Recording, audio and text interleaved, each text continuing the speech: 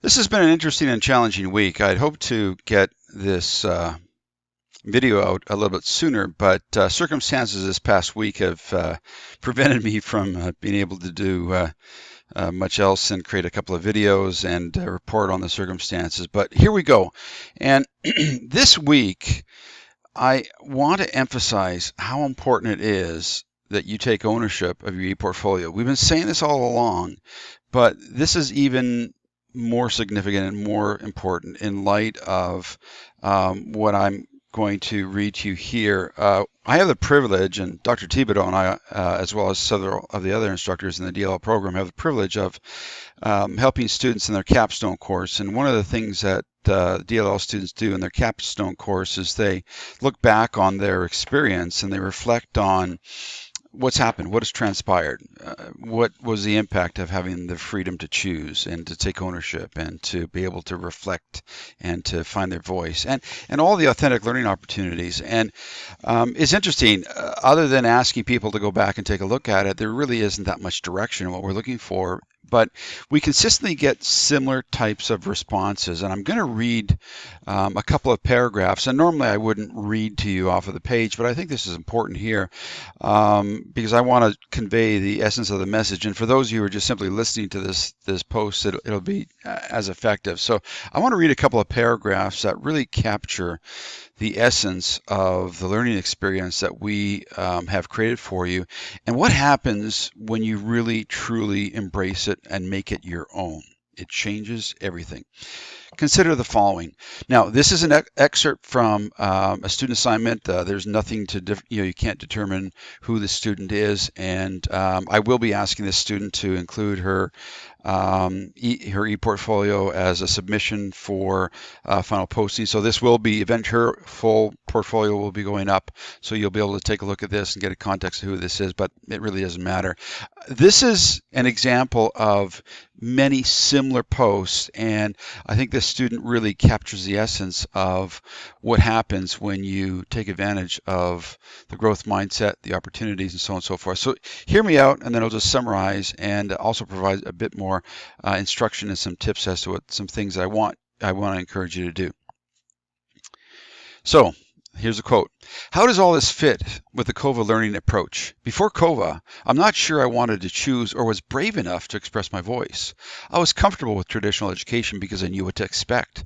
Understanding that there was another way to think opened the door to seeing how my own learning could be beneficial, how it could be exhilarating, how it could be helpful even when I struggled.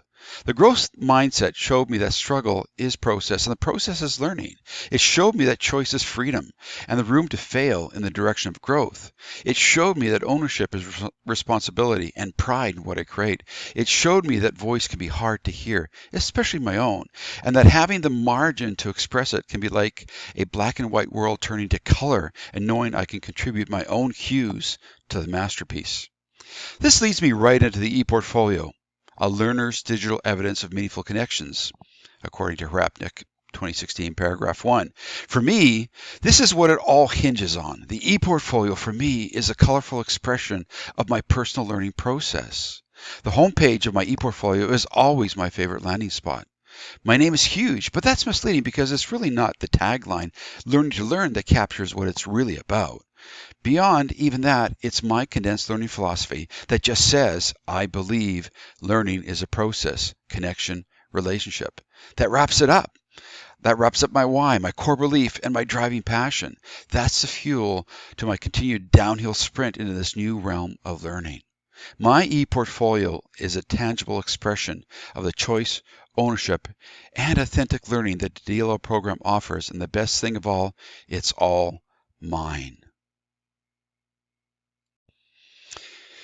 This leads me to the examples of the ePortfolio page. What I just read is one of many examples of what you can read about the experience other students have had, the experience of finding their voice, the experience of recognizing that their learning is their process, and that by having control over it, it can be much more meaningful. This is what we want you to experience as well. And the ePortfolio and the time you have over, in this week and in the final week, or over the past 5 weeks that you're going to be in this course, is a special time for you to really embrace this opportunity to make those meaningful connections. So we encourage you to take a look at the examples of the ePortfolio page. Lots of opportunities. We've got sort of a directory at the beginning, and then you can see the different examples. But I want to bring to your attention the EDLD 5320 examples page. I will be updating this very shortly, either later tonight or first thing tomorrow morning. I'll be adding a few more examples. I haven't been teaching 5320 as often as I'd like, and so I haven't been able to put the examples in. I've actually put a call out to my colleagues to give me examples of some high quality student work, and I'll be adding those over the next day or so. But the examples that are there are wonderful, and you can take a look at what a fully developed ePortfolio will look like at the end of the DLL program. But more importantly, you'll see that this whole experience of finding your voice, taking that ownership, making those choices, and really engaging in the ePortfolio as an authentic learning opportunity is going to make all the difference in the world. So we want you to go down that path.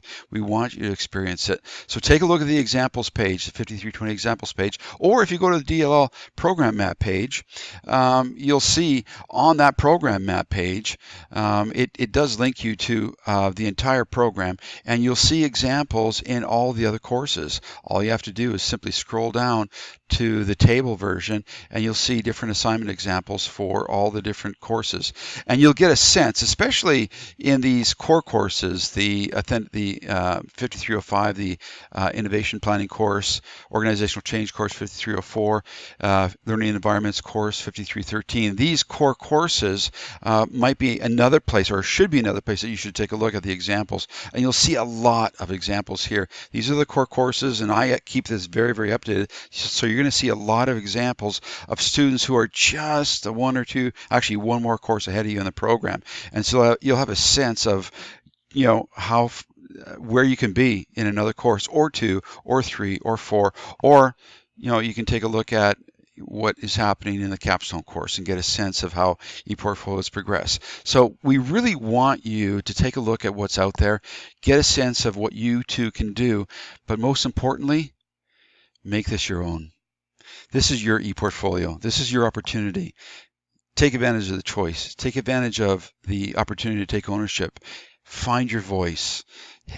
Embrace this opportunity to find the courage that it takes to find your voice, and embrace this ePortfolio as an authentic learning opportunity that you can use for years, even decades to come, to make a difference in your world and to share that with your colleagues, and more importantly with the learners that you have influence over as well. So hopefully this is going to help you. This is going to encourage you. Take advantage of the examples that are there. Learn from what others have done before you.